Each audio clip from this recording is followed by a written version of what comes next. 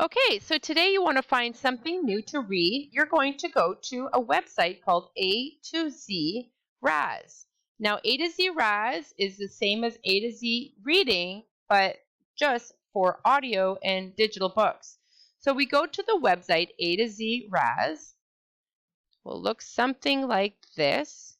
And you're going to go to the section that says Kids Login. Now, if I were you, I would favorite this page. So for your login, your teacher's name is Shu1. You're going to say go, and you should find your name. And you're the only student in my class, Haven, so you are Haven Shark. So you're going to click on Haven Shark. And Haven, your password, you have a very special password. Your password is this guy right here. You are the rocket ship. So Haven, you click on rocket ship, click, and you're just going to say go.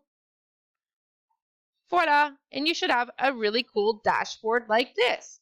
Now, because this is your first time joining Haven, you do not have books here, okay, assigned to you. So you're going to do a little test. So you're going to click on this guy down here, and you can click here. Voila.